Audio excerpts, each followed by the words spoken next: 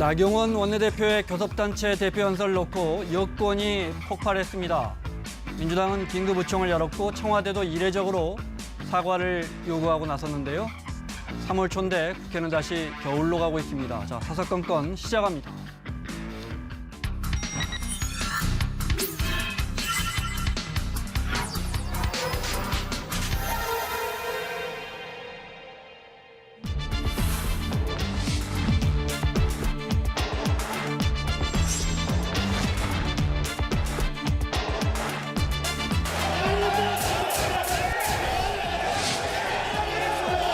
대한민국 대통령이 김정은 수석 대변인이라는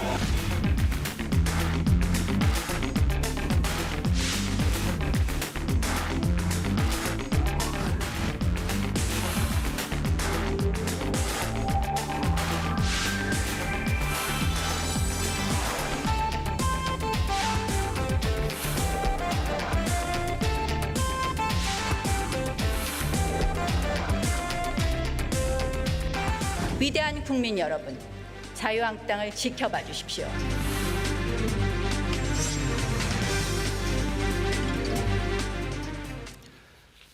자, 민주당은 문제의 발언을 취소하지 않으면 나경원 원내대표를 인정할 수 없다는 입장까지 나왔습니다. 민주당의 박범계, 자유한국당의 장제원 의원 자리했습니다. 어서 오십시오. 네, 반갑습니다. 안녕하세요. 저한테 먼저 물어보세요. 물어보시죠. 네. 하여튼 차분하게 오늘 진행이 쉽지 않을까? 오늘 진행이 쉽지 않을 것 같은데. 아니 민주당에서 많이 화가 나시는 것 같은데 네. 왜 화가 나셨는지 좀 듣고 싶어요, 저도. 간단하게요, 처음에. 네. 이게 이제 공부를 좀 해야 될 문제입니다. 나경원 원내대표가 다른 분도 아니고 일단 원내대표, 교섭단체를 대표한다는 측면에서 문재인 대통령을 김정은의 수석 대변인으로 규정한 것은 자유한국당의 입장이다. 두 번째는 판사 출신 법조인입니다. 헌법을 모를 리 없고 오늘 연설문의 제목도 헌법의 가치를 바로 세우자라는 겁니다. 그렇기 때문에 오늘 문재인 대통령을 김정은 국방위원장의 대변인도 아니고 대변인이라 하면 보통 우리가 수사적으로 쓰는 표현이기도 하죠. 그러나 특정 직함인 수석 대변인을 썼다는 것은 우리 헌법을 매우 오독한 것이다. 즉 잘못 해석하고 읽고 있는 것이다 이렇게 생각하고요. 뭘 잘못 읽었느냐. 북한은 엄연히 우리 헌법상 국가로 인정되지 않습니다. 그렇기 때문에 국가보안법이라는 것이 있고 아직도 대통령의 통치행위나 또는 남북교류협력법에 의한 적법 절차에 의한 교류협력 외에는 북한과의 회합통신이 금지됩니다. 즉 반국가단체로 지금 우리나라 법상 되어 있습니다. 그런데 아무리 평화교류협력이 진행되고 있다고 해서 가짜 비핵화로 규정을 하면서 대통령을 그렇게 표현한 것은 알겠습니다. 정말로 네. 자유한국당이 전체적으로 극소수의 어떤 극우 정파로 전락하는 그런 과정에 있는 것이다. 그걸 대변한다 이렇게 생각합니다. 아니, 무슨 극우 얘기까지 나오는 게 저는 납득이 안 되는데 나경원 원내대표의 연설 들어보셨어요? 읽어보셨어요? 네, 저희는 다 들었죠. 문재인 네. 대통령이 김정은의 수석 대변인이라고 얘기했습니까? 외신, 블룸버그라든 산케이 신문을 인용한 겁니다. 연설문에는 그게 없습니다. 들어보십시오. 이렇게 나와요. 대한민국 대통령이 김정은 수석 대변인이라는 낯뜨거운 이야기를 듣지 않도록 해주십시오. 외신에서 문재인 대통령이 김정은의 수석 대변인이라는 얘기가 나오니 네. 앞으로 다시는 이런 낯뜨거운 얘기가 들리지 않았으면 좋겠다. 이렇게 얘기한 겁니다. 이런 외신 보도를 인용해서 다시는 이런 얘기를 듣지 않았으면 좋겠다는 얘기를 이 정도도 수용하지 못하고 30여 분씩이나 민주당 의원들이 소란을 피우고 제1야당 원내대표의 대표 연설을 방해하고 이런 것들을 오죽하면 문희상 국회의장이 나서가지고 들어라. 네. 인내를 가지고 들어라라고 얘기를 했겠습니까? 또 이해찬 대표께서 국가원수 모독죄라고요? 국가원수 모독죄라는 거는요. 유신 독재 시절 75년도에 만들어져 가지고 민주화 이후에 88년도에 폐지된 법안입니다. 아직까지 국가원수에 대한 모독죄를 운운하는 것은 이 민주당의 역사 인식이 군사 독재 시대에 머물러 있는 겁니까? 알겠습니다. 오히려 저는 이러한 민주당의 야유와 소란을 당당하고 의연하게 침착하게 대응한 원내대표의 원숙함, 이 돋보인 연설이었다 자, 생각합니다. 두 분 충분히 제가 조금 더- 충분히 말씀하실 시간 드리고요. 먼저 논란이 된 장면 보고 혹시 저 교섭단체 대표 연설을 못 보신 국민분들은 궁금해하시니까 그 장면 잠깐 보겠습니다. 네. 나경원 원내대표가 현 정부의 대북 정책을 비판하면서 이제 논란의 발언이 나왔는데요. 대한민국 대통령이 김정은 수석 대변인이라는 낯뜨거운 이야기를 듣지 않게 해 주십시오.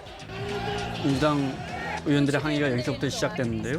의혹은 일부 의원들이 이제 자리를 뜨고요. 네. 수억한 민낯을 보고 있던 홍영표 원내대표가 단상으로 나갑니다.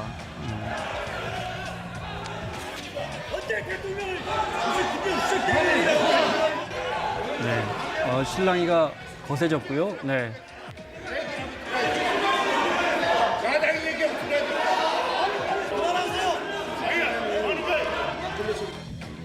아주 계속 격양됩니다. 양측이 여야가요. 네. 정말 몸싸움 직전까지 갔습니다. 야당 원내대표 이야기를 들어주십시오. 여러분 샤우팅 한다고 여러분들이 사과하라고 한다고 제가 사과하겠습니까? 그 정도의 포용성이 없으니까. 조금만 냉정해집시다. 이건 동멸의 정치예요. 상생의 정치가 아니에요. 박수 칠 일이 아니에요. 격 있게, 격조 있게. 얘기는 들어줘야 돼요. 참아요. 참아요. 또 참아요. 최종적인 판단은 국민이 하시는 거예요. 청와대 스피커라는 소리를 듣고 의장도 참았어요. 조금씩 참고 또 참고. 민주주의라는 게 그렇게 하루 뚝딱 도깨비 병명이처럼 되는 게 아니에요. 아무리 말이 안 되는 소리라도 경청해서 듣고 그 속에서 타산지석으로 배울 건 또 배우고 또 그 속에 가장 옳은 소리가 있는지도 모르겠다라고 스스로 반성하고 들어야 돼요. 그게 민주주의예요. 귀를 열고 들읍시다. 예. 글쎄요, 문희상 국회의장은 들으라고 했는데요. 말이 안 되는 소리라고도 표현을 했습니다. 제가 문제 제기를 하는 것은 이 점입니다. 이 표현이 실제 그 교섭단체 대표연설에 들어가기 전에 연설문이 공개됐습니다. 네. 이미 민주당의 많은 거의 대부분의 국회의원들이 문제 의식을 느꼈고 굉장히 동요를 했습니다. 즉 이 얘기는 무슨 얘기냐면 기본적으로 정치를 하는 여의도 국회에서는 이 표현이 문재인 대통령을 김정은의 수석 대변인으로 하는 이 표현이 문제의 소지가 있다라는 것은 적어도 정치를 하는 사람들은 다 알고 있을 내용들입니다. 작년 9월 지금 얘기도 아니고 한참 오래된 작년 9월에 블룸버그 통신이 인용했던 겁니다. 외국의 어떤 매체가 이런 인용을 했다라고 표현하면 또 다를 겁니다. 근데 그렇게 표현을 하지 않았습니다. 즉 나경원 원내대표는 이 표현이 가져올 어떤 우리 국회에서의 여러 가지 폭발적인 그런 반발을 알고 저 표현을 넣은 겁니다. 즉 제가 보기에는 국민들로부터 국회가 그동안 문이 꽁꽁 닫혀 있어가지고 정말 국정을 발목 잡는다는 그런 비판을 받았는데 지금 국회 정상화는 가짜 국회 정상화라는 표현을 안 할 수가 없습니다. 이러한 반응을 뻔히 알면서 오로지 본인의 교섭단체 대표 네. 연설을 하기 위해서 저는 정상화한 거 아니냐라는 그러한 의심을 지울 길이 없고요. 또 하나, 알겠습니다. 네, 또 하나 말씀을 있습니다. 짧게 하나만 더 이거를 들어주세요. 이렇게 좀, 또 하나 좀 있습니다. 시간을 좀 배정해 주세요. 네, 네. 제가 얘기한다면 하십시오. 네. 어차피 이 문제로 다 얘기를 해야 됩니까? 우리 헌법은 평화를 지향합니다. 그리고 통일을 지향합니다. 북한을 비록 국가로 인정하지 않고 있고 평화 지향의 우리 헌법이지만 그렇기 때문에 대통령에게 통일을 위해서 노력할 의무, 평화를 위해서 노력할 의무를 우리 헌법은 지어주고 있습니다. 그렇기 때문에 대통령의 통치행위로서 반국가 단체임에도 불구하고 과거에 김정일 위원장부터 김정은 위원장까지 수차례의 남북 정상회담을 하고 있고 특히 문재인 대통령의 남북 정상회담은 전 세계의 지지와 특히 우리 국민들의 절대 네, 다수의 알겠습니다. 지지를 받고 있습니다. 평화와 통일은 우리 민족, 우리 국가의 사명입니다. 그런데 네. 그러한 노력을 마치 반국가 단체의 법상 그렇게 수장으로 되어 있는 김정은의 수석 아니, 대변인으로 규정한 너무- 것은 아니, 바로 헌법을 잘못 해석한 아니, 것이고 정말- 아니, 이것을 선전선동한 것이다. 수석 대변인이라고 규정을 했다라는 얘기는 나경원 원내대표의 발언이나 원고를 얼마나 이것을 해석을 잘못하고 있고 얼마나 곡해하고 왜곡하고 있냐는 반증을 하는 겁니다. 이 정도의 비판도 수용 못하는 민주당은 그러면 북한 문제에 있어서 야당의 비판을 조금도 수용 못하는 오만한 인식을 여과 없이 드러내는 거거든요. 이 보십시오. 대한민국 대통령이 문재인 대통령이 그러지 않았습니다. 대한민국 대통령이 김정은 수석 대변인이라는 낯뜨거운 이야기를 듣지 않으면 좋겠다. 간절한 호소입니다. 지금 미국 정상회담이 깨지고 북한이 핵 폐기 의지가 없다는 것이 드러난 상황에서도 금강산 개성공단 운운하고 있고 문재인 대통령이 전 세계를 돌아다니면서 제재 해제를 요구하고 있습니다. 프랑스나 영국도 도대체 한국이 왜 당사자가 경제 제재를 해제하라는 얘기를 왜 하느냐라고 의구심을 표할 정도로 북한의 입장을 얘기하고 있는 것을 브룸버그라든지 산케이 신문에서 문재인 대통령이 김정은 수석 대변인이 아니냐라고 보도를 하지 않았습니까? 이거를 보는 야당의 입장도 안타깝지 않겠습니까? 네, 네. 그 안타까움에 대해서 이런 얘기를 듣지 않도록 잘 알아. 안보 문제, 이런 이 대북 문제에 있어서 이렇게 장밋빛 환상을 가지고 무조건 북한은 비핵화 의지가 있다라고 생각하고 접근하지 말고 정말 의식 있는 의심을 가지고 좀 하라. 이렇게 얘기를 하는 가운데서 외신을 인용 보도하는 것이 자, 그러면서도 문재인 잠깐만 들어보세요. 네. 문재인 대통령을 자, 두 분께 수석 좀- 김정은의 수석 대변인이라고 그렇게 명시하고 그렇게 한 겁니까? 정말 제발 좀 문장을 보시고 그렇게 오독하고 자, 흥분하시기 바라겠습니다. 청와대가 흥분하시기 바랐습니다. 아니고 흥분 안 했고요. 자, 그러면서도 불구하고 그 연설문 속에 모순의 극치가 있습니다. 가짜 비핵화라고 하면서 또 자유한국당이 북에 특사를 보내겠다. 또 이런 얘기를 했습니다. 그것은 제가 보기에는 모순의 극치고 이것이 정치적 공세의 일환이고 특히 오늘 중요한 점은 민주당만이 이 나경원 원내대표의 원내교섭단체 연설 특히 이 부분에 대한 비판 어떤 논평을 낸 게 아닙니다. 민주평화당도 냈고 바른미래당조차도 정말로 눈뜨고 볼 수 없다는 그런 표현들이 뭐 그렇게 해석될 수 있는 뭐 그런 논평을 냈습니다. 이 얘기는 무슨 얘기냐면 나경원 원내대표가 우리 헌법의 질서를 정말 극소수의 국민들의 마치 저는 그렇게 표현하고 싶지 않습니다만 어찌됐든 지난 전당대회를 봤을 때 뭐 엄청난 막말이 있지 않습니까? 5.18에 대한 막말도 있지 않습니까? 그랬을 때 우리 헌법의 질서를 가장 극소수의 정말 극우 정당으로 가는 그것을 지지하는 사람들만을 위한 헌법의 해석을 하고 있는 거 아니냐? 그런 네, 전제로 알겠습니다. 보기 때문에 대통령에 대해서 김정은의 수석 자, 대변인이라는 제가- 정말 망언까지 제가요 제 발언권 1분 반 정도 드리겠습니다. 네. 방금 나경원 원내대표가 연설의 말미에 제안한 협치를 위한 7가지 제안에 대해서까지도 폄하하셨어요. 그거 아니었어요. 7가지 중에 북한에 특사를 북한에 보내는 걸 특사를 얘기하는 보냈다는 겁니다. 네 번째 그 주장을 갖다가 지금 폄하하신 건데 자 보십시오. 북한이 지금 단계적 비핵화를 하겠다는 게 뭡니까? 미국을 믿지 못하겠다는 거 아닙니까? 믿지 못하기 때문에 허들을 둬가지고 단계적 비핵화를 하겠다는 거 아닙니까? 자, 대한민국에서 북핵 문제에 대해서 가장 의심을 가지고 있는 이 보수정당 자유한국당이 특사를 보내서 정말 이번에 핵 폐기를 완벽하게 하면 대북 경제 지원을 하겠다라는 약속을 하고 온다면 북한도 이 의심을 거둬줄 수가 있다. 그래서 대북 특사를 파견해서 대북 문제에 대한 한 목소리를 내겠다. 네. 이것을 가지고 모순이라고 얘기하는 그런 인식은 전 굉장히 알겠습니다. 문제가 있고요. 자. 한 마디만 더 드릴게요. 정말 이번에 나경원 원내대표의 연설을 보게 되면 도입을 할 때 경제 파탄에 대한 지적을 조목조목 반박하면서 네. 문제를 지적하면서 문재인 대통령이 해야 될 대국민 사과를 우리가 하겠습니다라는 겸손이 있었습니다. 마지막에는 7가지를 제안하면서 이제 네. 여야가 머리를 맞대고 함께 풀어나가자. 대한정당으로서 자유한국당의 경륜을 보여준 저는 원숙한 연설이라고 생각합니다. 알겠습니다. 그것을 자. 자꾸만 내용 전체를 폄하하고 헌법 얘기를 한다는 게 저는 민주당이 왜 이런 문제를 이렇게 무슨 자격지심 때문에 이렇게까지 흥분을 해서 또 하나 있습니다. 자, 제1야당의 자. 원내대표의 자, 오늘 이것만 연설을 논의할 수는 없습니다. 30분간 네. 막고 하나만 더 방해하고 하고 끝낼게요. 그 부분에 네. 대해서 왜 지금 역대 대표 연설을 이렇게 방해하고 이게 멈춘 적이 있습니까? 알겠습니다. 네. 또 하나 민주당 있습니다. 그것부터 성숙해졌다는 생각을 자, 합니다. 다음 주제로 넘어가겠습니다. 제가 보기에는 자유한국당이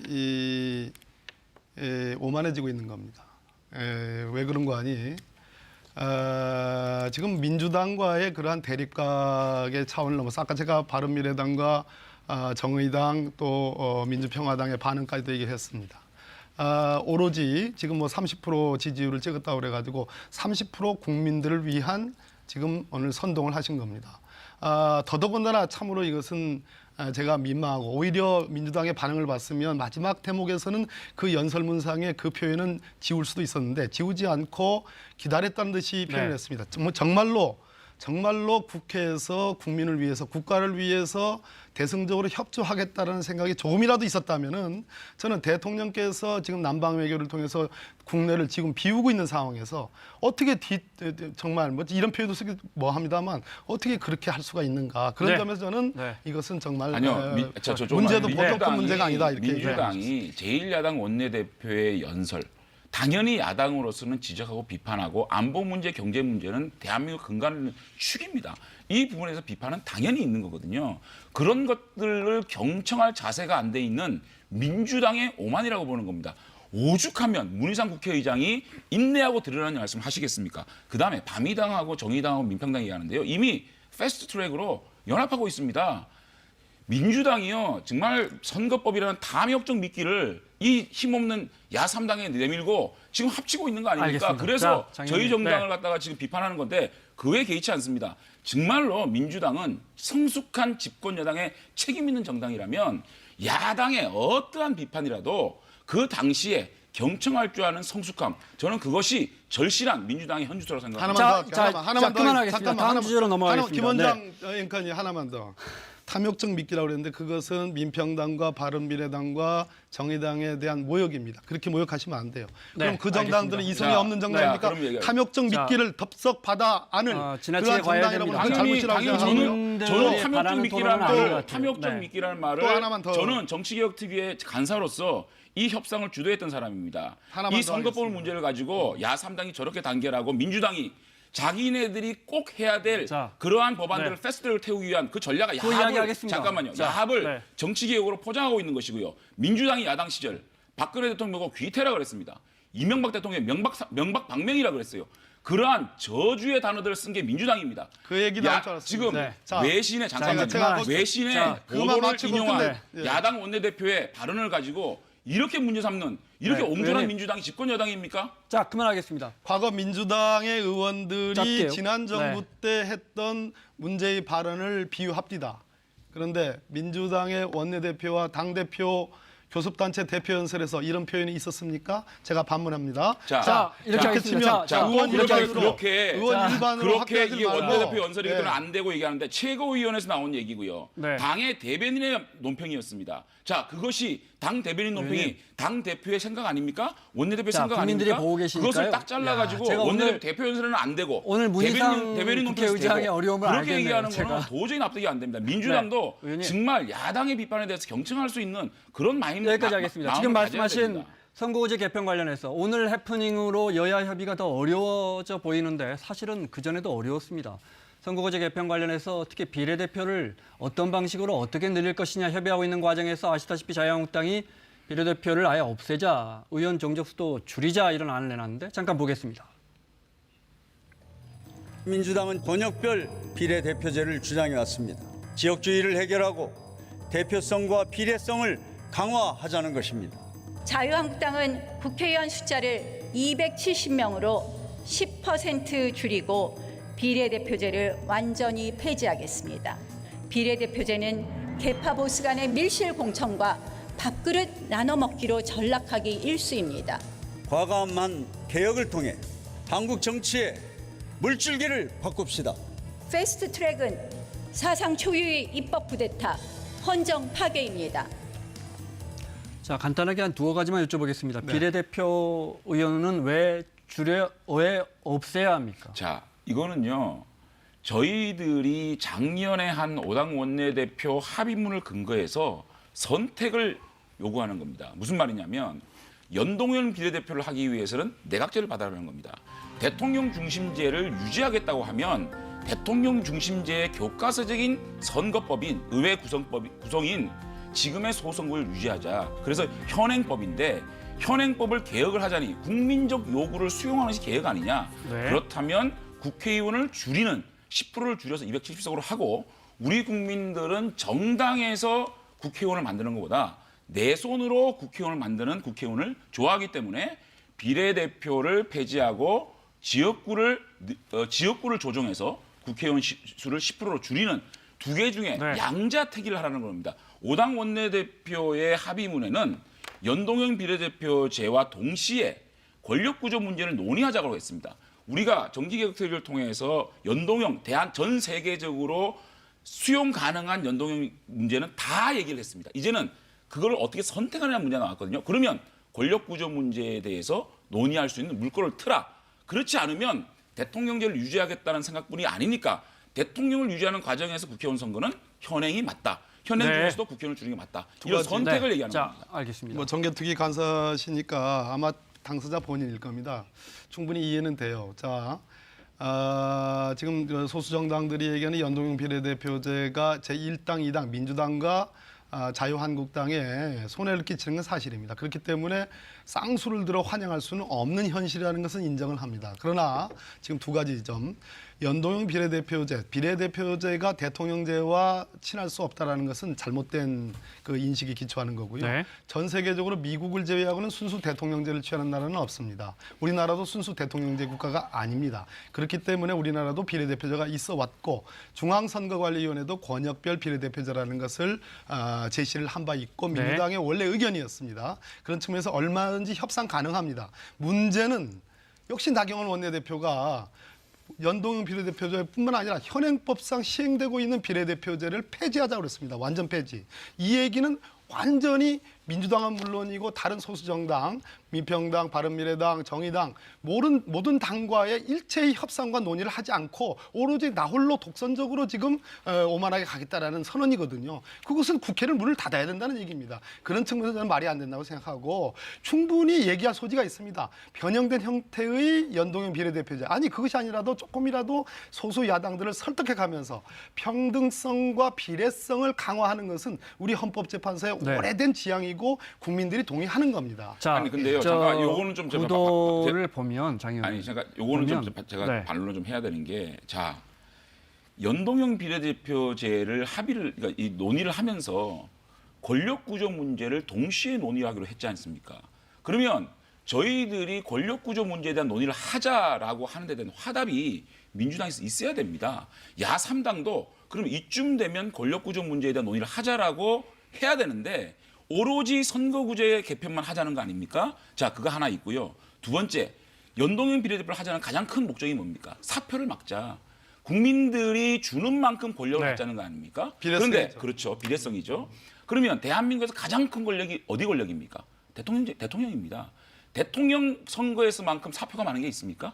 그렇기 때문에 연동형 비례대표의 취지와 내각제의 취지는 한 세트로 간다는 얘기입니다. 대통령에서 대통령 선거 때는 48% 심지어는 48%의 국민의 표가 사표가 되고 51% 2%만은 대통령이 정말 제왕적 권력을 행사하지 않습니까? 이 사표는 어떻게 되는 겁니까? 자, 왜 의회만 국민들의 그 지지만큼 권력을 가져야 됩니까? 그래서 연동형 비례대표를 하기 위해서는 그야말로 대결 구도 정치를 종식하고 상생과 협력의 생산적 구조를 만들기 위해서는 내각제와 연동형 비례대표가 맞다. 그래서 함께 하기로 5당 원내대표 합의문에 사인이 돼 있습니다. 이거 지키라고 요구하는 겁니다. 그렇게 말귀를 못 자. 알아들으시면 제 보세요.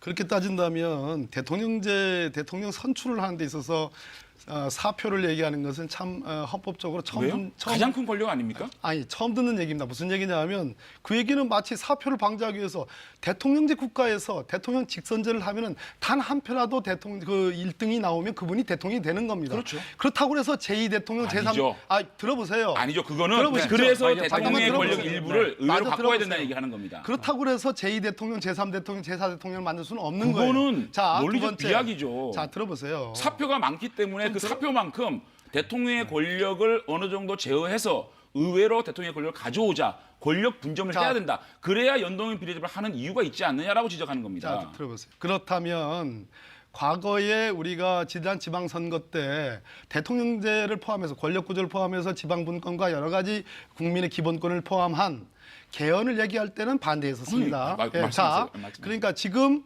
연동형 비례대표제에 대해서 민주당이 그동안 좀 소극적인 그런 느낌이 있다가 야3당, 야3 소수당 정당의 주장이 납득이 있는 얘기고 그래도 비교적 그것이 국민들이 원하는 비례성과 평등성의 원칙에 맞기 때문에 민주당이 적극적으로 응해서 비로소 연동형 비례대표제든 그것이 어떤 조금 변형된 의미의 비례대표제든 그렇게 뭔가 되려고 하니까 갑작스럽게 개헌을 하자, 원포인트 개헌을 하자. 좋습니다. 저는 만약 그것이 자유한국당이 말하는 지금 연동형 비례대표를 반대하는 유일한 이유라면 원포인트 개헌인 논의도 좀 할 수 있다고 생각하는 사람입니다. 하는 거예요. 그런데 하면은 연동형제 지금 선택할 수 있는 겁니다. 제가 거꾸로 한번 여쭤볼게요. 자유한국당이 말하는 원포인트 개헌의 핵심은 권력구조 개편이죠. 권력 분점입니다. 권력 분점이면 그 그렇습니다. 내용이 나와 있죠. 나와 있죠. 거기에 대해서 국민들이 지지합니까? 아니요. 그럼 연동형 비례대표는 국민들이 지지합니까? 지지하죠. 어떻게 지지합니까? 연동형 그래서- 비례대표를 늘리는 것은 국민들이 지지하지 그래서- 않습니다. 그래서- 개혁이라고 생각하지 않습니다. 그래서 결국은 비례대표를 늘리는 건 국민이 지지합니까? 잠깐만요. 그래서 결국은 자유한국당도 연동형 비례대표제를 보는 관점이나 개헌 중에서 특히 권력구조 개편에 관한 개헌 문제를 보는 관점이나 전부 네. 다 자유한국당의 유리한 입장으로 정파적인 입장으로 접근하는 거라는 겁니다. 그렇다면 지금 현재의 국회 의석수가 국민을 대표하잖아요. 국민을 대표하는데 민주당 그리고 바른미래당 그리고 민주평화당 자, 그리고 정의당이 자, 이거 좀 이 부분에 시간을- 대해서 네, 시간을 조금만 좀 합의를 하고 배정해 있어요. 주십시오. 그리고 근데요. 전체 297석 근데요, 중에 저는 잠깐만요.